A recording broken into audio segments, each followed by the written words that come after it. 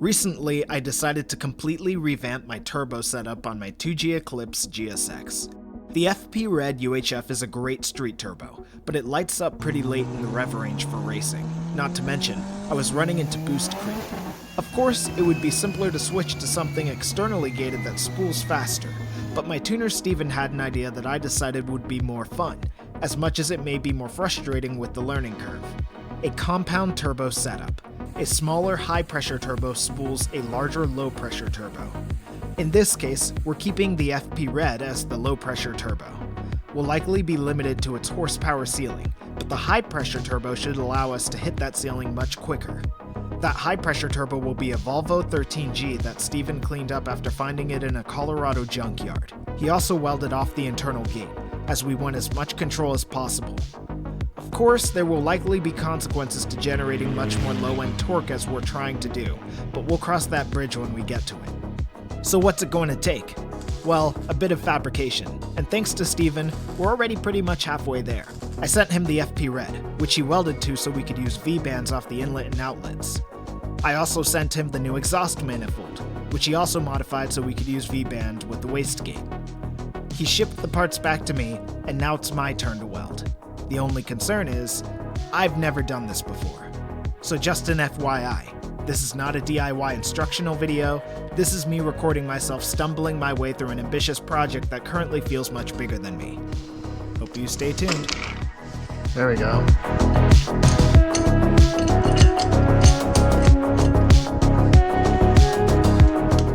So this is great. You can see why Steven welded this V-band connector here. This is just to help me get an idea of how the finished product will actually look. After purchasing my new welding machine, I realized the only compatible outlet I have is the dryer connection in the house, which meant I had to make a really long extension cord, and that I had to make sure we had no laundry to do when I was planning on firing up the welder. So I was reading this, it told me to swap these cables, so I did that. I fed it MIG wire. It previously had flux core wire in there. I know nothing about flux core welding. I know nothing about MIG welding. But today, I try my hand for the first time. Here's my connection that the welder is going to go to. I'm pretty sure I got this in where it's supposed to go, so I hear the wire. I don't see the wire. Oh, it's going so slow. Oh, I should turn up the wire feed. Oh, there we go. Ooh, we're in business now, baby!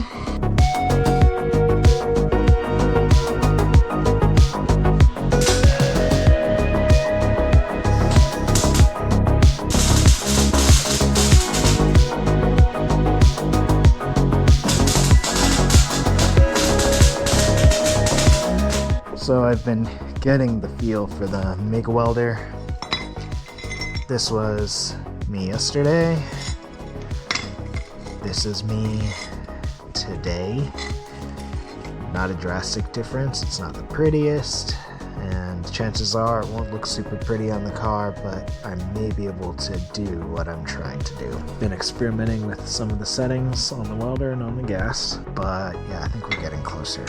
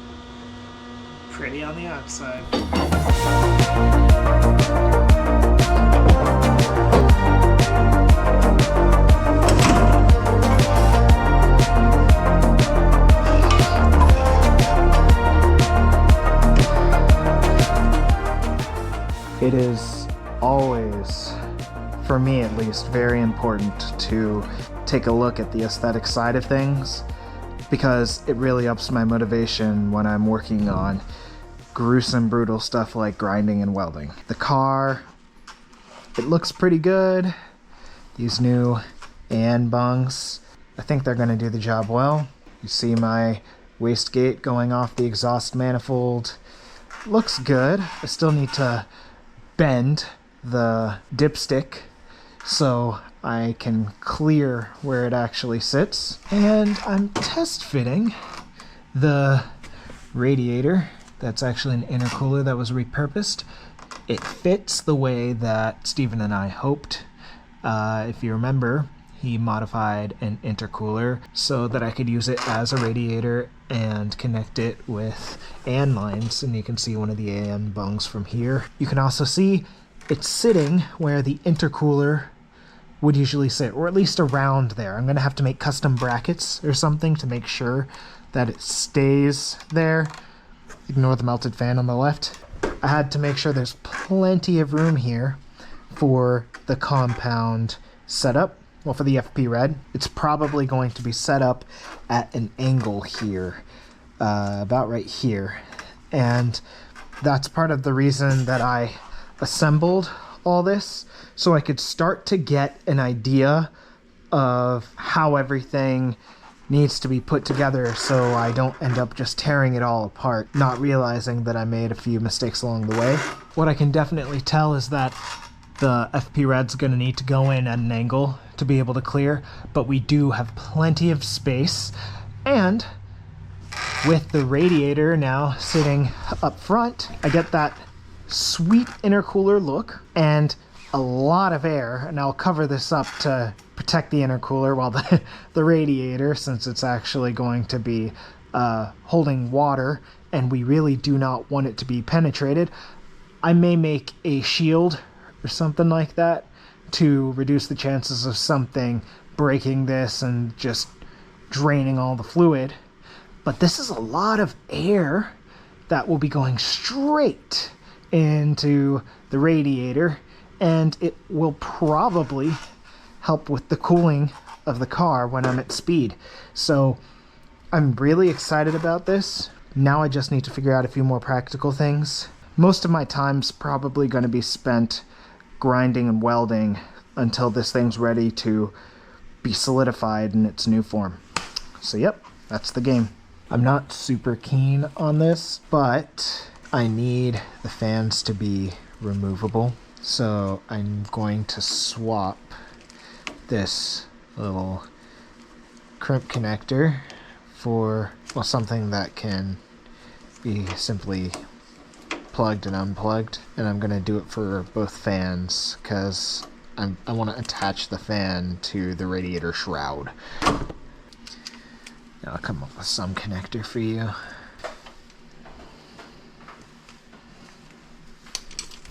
Alright, here's the mock-up. Really only the bumper is holding it up right now. I'm gonna have to wire in the new connectors, but this is awesome. It's going to get plenty of air coming from both directions. Should keep the new radiator pretty cool. Nice shrouded fan setup here. With plenty of room to... Wait, is that... That's a razor blade. Wait. Oh, wow. Lucky I didn't cut myself on this. Anyway, so yeah, this is my new cooling setup. I've got to run the AN lines, but I'm probably going to do that last. I'm going to have to fabricate the mount for the compounds. The red's going to have to live somewhere around here securely. I need to secure my radiator, and then it's really going to be time to party. I'm stoked. So I got some new metal pieces to mount my radiator with. And this one came with some plastic or whatever on it. Can't really tell what this is. Alright. Let's say it's pretty, well, not clean, but I pulled off all that, whatever it was. Now I'm going to remove the bumper and figure out how to get the radiator to sit up there without the bumper being up, because it's literally just sitting on the lower part of the bumper right now. Alright, so I'm gonna be honest. It is really cold outside and I am feeling really out of my depth. It's been a few days since I've set foot out here and you can see the mess. I've got the turbo over there. I've got my radiator and it's messed up fan and all that over here, and I've got a piece of metal that I was considering to try and force bending over there. Everything's everywhere a little bit, and right now the priority is fitting the radiator to where the front mount intercooler location would be, and it shouldn't be too insanely difficult to figure out, but I found myself somewhat discouraged in the realization that what I'm trying to do would probably be pretty efficiently accomplished by just running a Zona rotor turbo. Instead, I've opted to take on a bunch of mini projects as part of a pretty big project. Just owning a DSM as a project is a lot. So I found myself overwhelmed, and with regular life going on, this project feels even bigger than it did when I started, and I had an idea of what I'd be getting into. But I'm nothing but grateful for how much Steven's helped with the conceptualization and the practical applications to this project, and I can't let that go to waste. Not just him, I'm really excited to see how this works. I'll probably be running the transmission on borrowed time if it works the way that we're hoping it does, the way that it should work, as long as it all comes together the way that it should.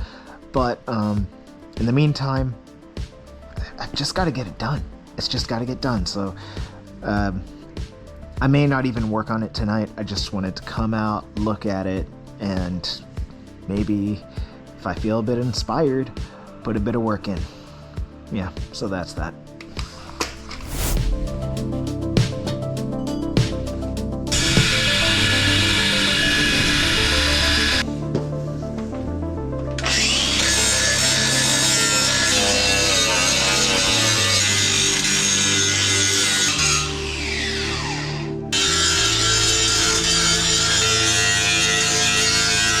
Alright, this project the past couple of weeks has had me wanting to jump off a bridge. So I was about ready to weld directly to the core support of the car. This metal probably not going to be sufficient for supporting the radiator, so I abandoned that, and I got these, which are for a Honda Civic. I'll actually take them out here real quick. This is stock radiator support for a Honda Civic, and it's just nowhere near long enough for what I was thinking. I expected it to be like twice as big, and I guess that was my mistake. I should get more in a habit of measuring and seeing the true size of what I'm ordering, because otherwise you end up just wasting. Anyway, I did that, and then I made a mistake again. These are like 3 times bigger than I was intending. Stretches out much further than I was intending. I think the funniest thing is I'm already exhausted of this project, and I'm not even working on the stuff that I thought would be most difficult. Right now, I'm just trying to mount the dang radiator. And of course, it's my bad, but it just is what it is, you know? Well, I got this thing mounted with bungees holding it in place so I can see how it looks with the bumper cover on. Shoot. Lifted it up a couple inches.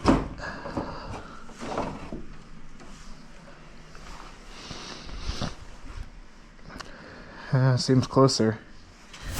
Dude, just being honest, I'm really not feeling it right now. I'm really considering just throwing it all away. Well, not literally, but I'm considering taking the simplest path to just get it running again so that maybe I could get an opportunity to race it, because I can't even mount the radiator. And I know from this perspective it looks like, oh, it may be simple and all that, but will those tabs hold? What level do they actually need to be elevated? I need to drill new holes. I have destroyed all my drill bits, so I have to buy more if I want to do that. And I'm just exhausted. I spent like the past couple hours just trying to figure out where exactly the radiator needs to sit for the bumper cover to go on and clear properly. And now I'm like, is any of this worth it? Maybe this was the wrong project to decide to do. And I'm just thinking, what's the simplest solution? What would get me seat time? Do I focus on making a faster and more unique car? Or do I focus on becoming a faster and more reliable driver? I don't know. Guess we'll see. Okay, I was kind of joking before. Now, not so much. I'm just burnt out, stressed out. I've got things going on. And I was thinking, how could I simplify this to the max to get it back running so I can button it up, figure out the random issues that I'm having, and then maybe come back to this compound turbo project.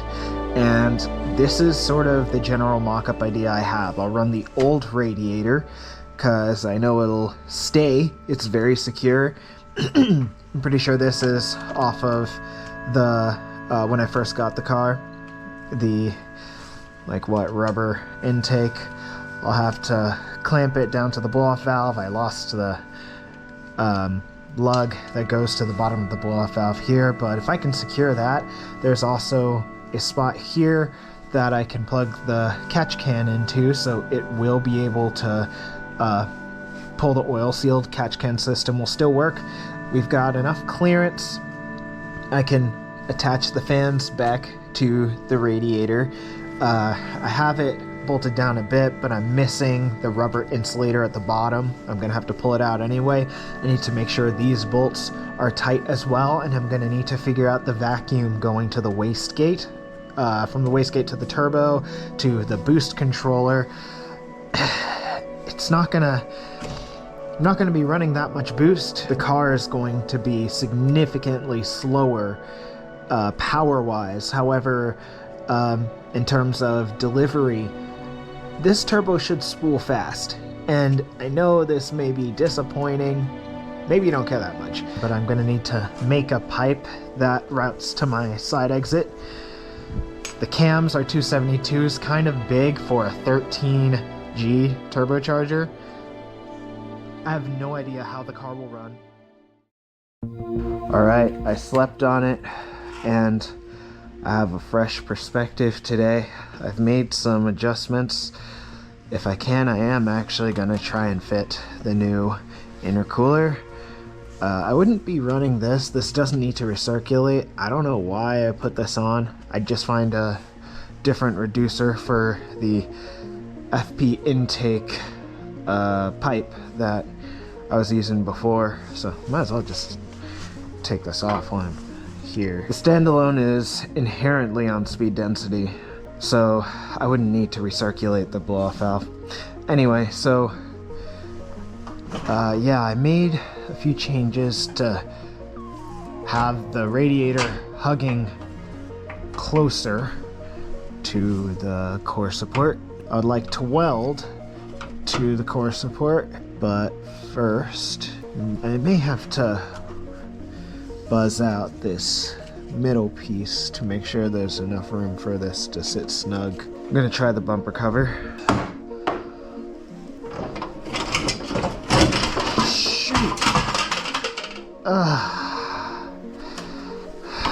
Wasn't secure enough.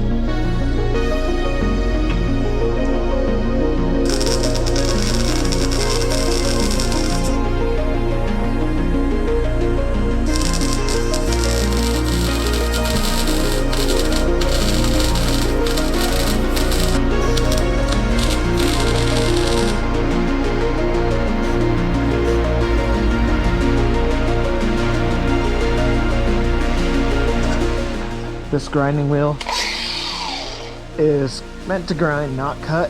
I'm gonna try and cut with it anyway because I don't have the wrench. I lost it. That goes in to replace this thing with the new blade. I'm just gonna see how this goes real quick. I'm gonna try it. That's sketchy.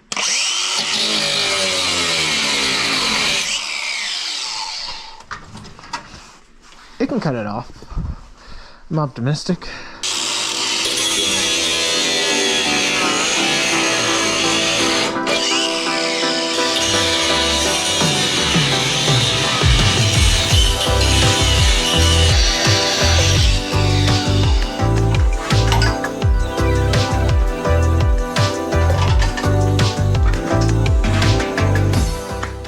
Okay, so it really looks like this thing is solid. As you can see, I repurposed the original stock radiator mounts for the bottom to help me be able to position this to where it needs to be for the bumper cover to clear.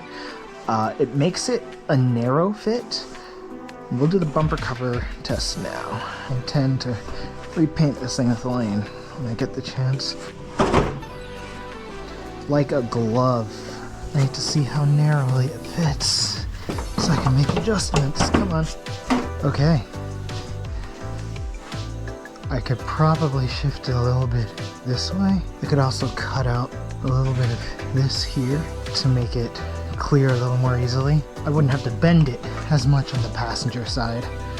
Most importantly, look how much room we have inside the bay to work with. Plenty of room for me to move on to the next stage. We've got a clear path for the upper and lower radiator hoses. I'll probably weld to the back here just to make sure that's reinforced well. But this is such a snug fit, the whole thing. I'm just proud of it, especially considering how I was feeling literally yesterday. So, on to the next thing, I guess. So I did a little more welding and bumper cutting off camera, and this is what it looks like mounted. I know this is a little slanted, that's kind of on purpose. It's adjustable. Okay, I wasn't supposed to do that. Okay. Tight.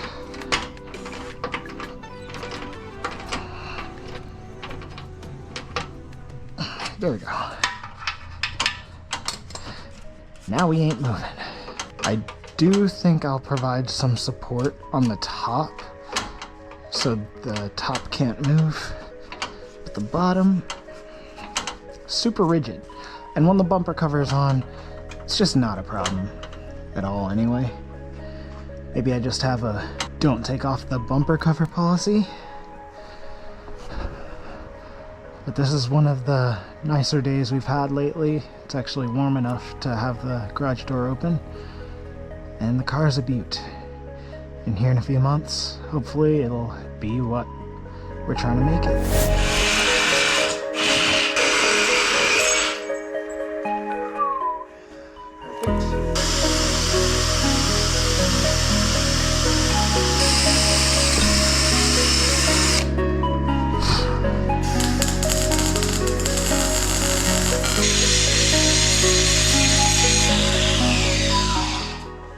Not the prettiest ever, but it fused. May need a little more room to clear.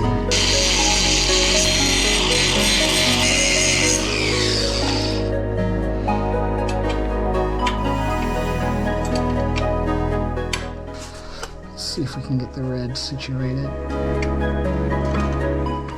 So I was not having luck getting on the Maven mount while it was already mounted in the car. So I took it off entirely to mount it before putting it on the car. And maybe that should have been a no-brainer, but maybe the bolts are too long. This is the mounted position. I'm absolutely going to need to better secure it with shorter screws. I got shorter bolts. That's solid, very solid. Now the only question is, will this actually work? So it's about time to fabricate the connections. Yeah, we'll figure it out.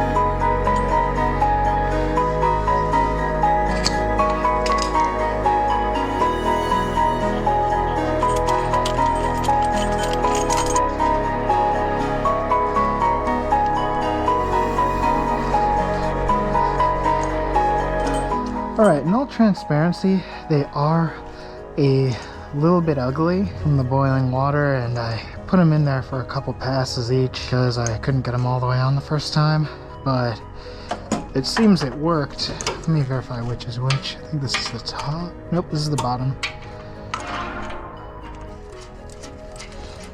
Sheesh. Alright, this is the lower radiator hose. This one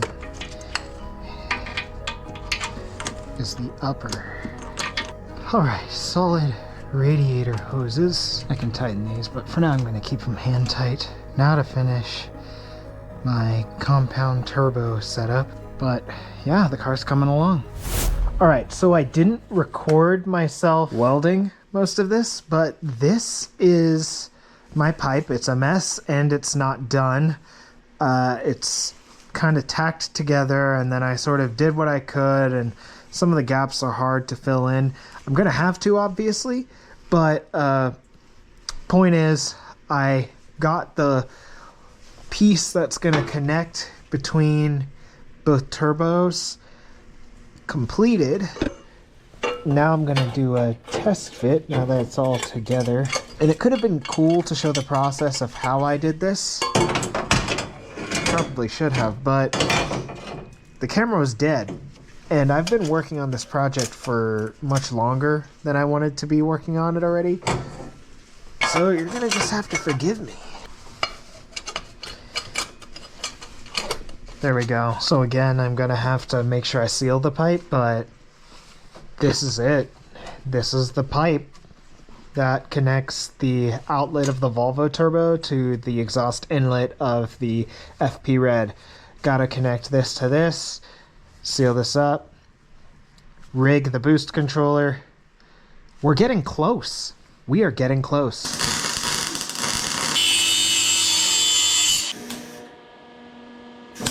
It's a bit of a frickin' mess, but this is the tube I fabricated that will go from the Volvo outlet to the FP Red inlet. Gotta clean it up, probably weld a bit more to it, but yeah.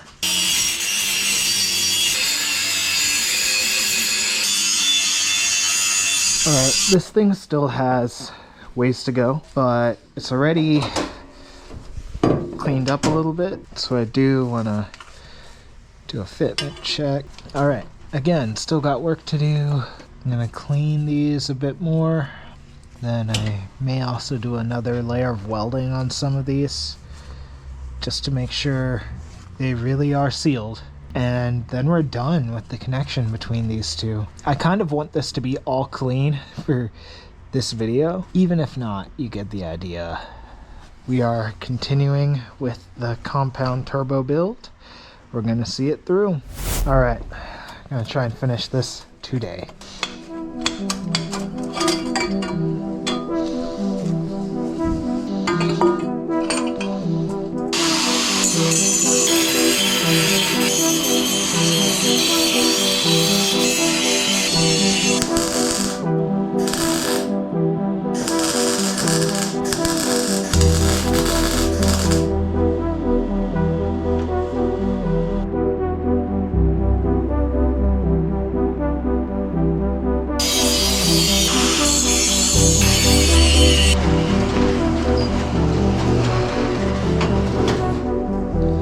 So, it's far from perfect.